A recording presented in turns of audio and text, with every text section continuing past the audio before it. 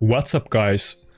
Today we have a pretty interesting new announcement, and that is that we have a new 7-day login reward champion that is available from August 22 to October 23, and that is Wukong.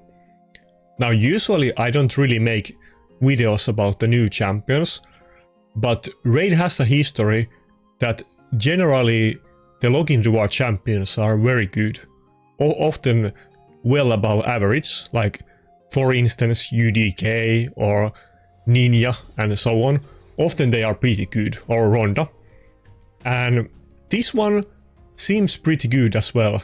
The big issue is that we don't know the multipliers. For some reason Plarium doesn't want to provide that information, which is very vital to know how good they are actually in PvP, because champions in this game have very varying levels of multipliers and some have much higher than others. One example that I was bringing up earlier today is that, for instance, Taras A2 has 3 times the multiplier of Saint Nicholas A2, so unless we actually know the multipliers, we can't make any definite conclusions about the kit. But assuming that the multipliers are average, his kit definitely does seem interesting, and something that I probably will use, and he might be the second best nuker even on my account after Rotos, and who knows, maybe if he has insane multipliers he might even be Rotos, you never know. But let's quickly look at his kit. This champion definitely is meant for PvP, it's clearly a PvP champion. But so the A1 is just a single hitter with a stun. And generally in PvP, you don't care about this stuff, and you probably wouldn't even want to have stun on him because he can get polymorphed. But you don't have to build any accuracy on him, and you can try to ignore this part. Now the A2 gets very interesting. This is very nuanced skill, but we have seen something like this before in the game. But attacks one enemy, will ignore 50% of the target's defense, will attack all remaining enemies with any surplus damage if the target is killed. This attack will also ignore 50% of the target's defense. This attack cannot be critical. If the initial target survives, places a sheep debuff on them for 1 turn, this debuff cannot be blocked. So this word salad might sound a bit confusing, but we have seen this kind of effects previously in the game. Something like Baron or even Tranda have similar type of skills. But basically what you can do with this skill if it hits hard is that let's say that you hit the enemy nuker that has low HP and defense, or somebody that is very low HP right now, maybe somebody that he can do a strong hit against, like Force Affinity champion, and he hits them very hard with the single target hit, then the AoE might also be big from it as well. It says that it's not going to crit, but the initial hit can crit, so it's not like going to get double crit, but if the first hit crits, then it's still going to do that damage, so it could be very big damage. If you have followed the past PvP content, Boomer used to run Baron before the buff. I think he even won trophy once with that strategy, if I'm not mistaken, but it's a long time ago. But Baron basically has this kind of similar deal, and the damage can be very huge actually if you set it up properly, that you hit somebody with low HP and maybe they have some debuffs on it and so on.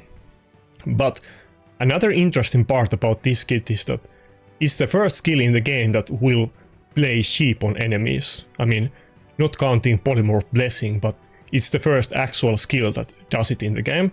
Now it says that this debuff cannot be blocked, but I think it still requires accuracy. And if that's the case, that might actually be good. You might not even want to build any accuracy on him. I definitely will not, but we will see, and I'm very excited to actually try this champion. Then if we look at his A3, attacks all enemies. Before attacking, steals all buffs from enemies, and then places block debuffs on them for 2 turns. Now this is another similar thing. It's kind of common theme on this champion that you probably don't want to build any accuracy on him at all, because these kind of debuff effects on a Nuker can be very bad for you actually in PvP, because enemies will have lots of polymorph champions, and this is just going to get himself polymorph and not going to be effective. But these aren't completely necessary for his kit, and enemy Nukers generally are not going to be polymorph, so if you build him with low accuracy, or you try to avoid accuracy just in general, he might still sometimes place some of these debuffs or steal buffs from enemy Nukers that don't have any resistance and don't have any polymorph, but generally supports are going to have enough resistance that it's not going to be issue, but of course you can get lucky and you might actually debuff them even without accuracy and then get polymorphed, but in general it's not that big issue, and it might even be more beneficial than harmful if you just build him with low accuracy. Now, the passive is very interesting on this champion. So revives this champion with 100% HP and turn meter 3 turns after they were killed. And this was already asked from the Plarium community managers, and they confirmed that this skill doesn't have any cooldown. If we take a look at his kit, the A2 and A3 both have 4 turn cooldown, which spooks down to 3 turns, which is very good and kind of standard. Usually these type of skills are somewhere between 3 to 5 turn cooldown, so both of them being 3 turn is very good. But the passive actually has no cooldown at all, which makes it very interesting. Now I would say that it really depends on the multipliers, and if they really wanted to make this champion good, he should also do a self-attack buff on the passive when he gets revived.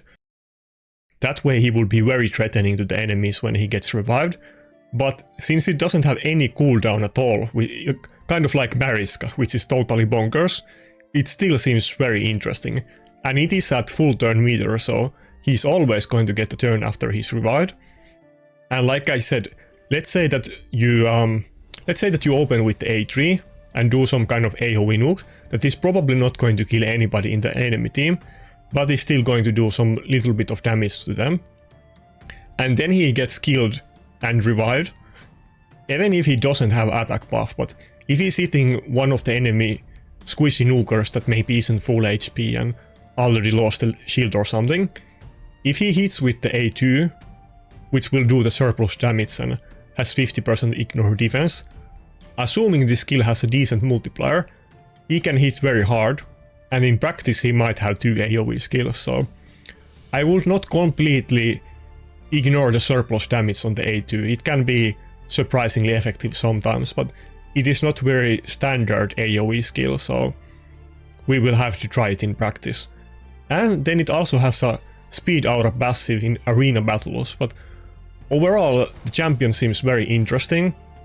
I have pretty endgame account. I mean, I have been playing this game well more than 4 years, like since the beta, and looking at his kit, like the only issue is that I don't know the multipliers and I don't want to give bad information without confirming it, and we will have to wait for the data miners, but this is probably going to be my second best Nuker. Also, another thing about him that makes him very attractive for me is that it's a spirit affinity champion, and right now basically my best Nuker in the game is Rotos, and the second best one is maybe Staldos, having played this game well more than 4 years, like since the beta. And wait. So the big thing that I struggle with is enemy Harimas that are very popular in live arena and even in classic arena.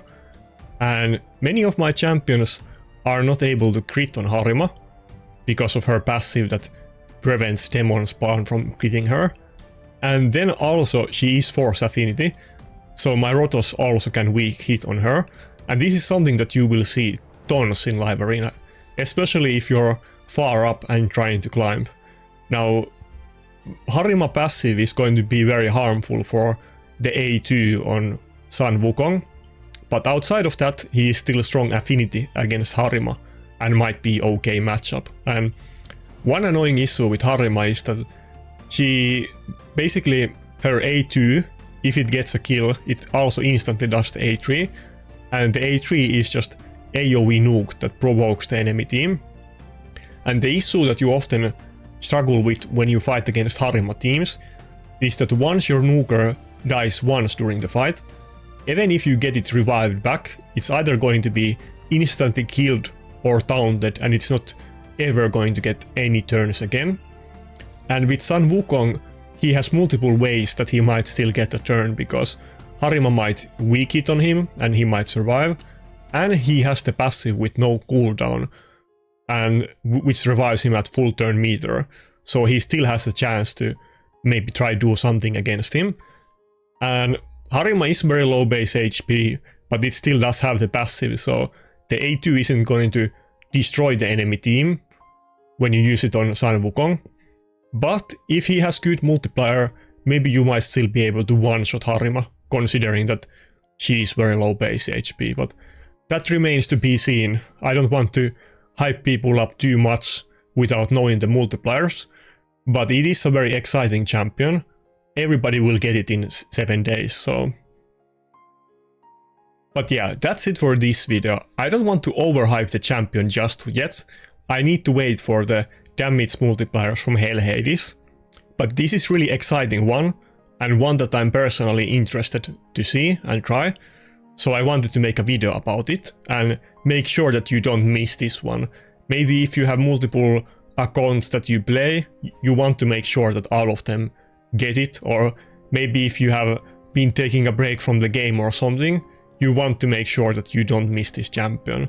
And when we get it in a bit more than a week or so, I will definitely try it in PvP and make videos about it. But that's it for this video, and consider checking out some of my other videos or my Discord. But that's it. See ya.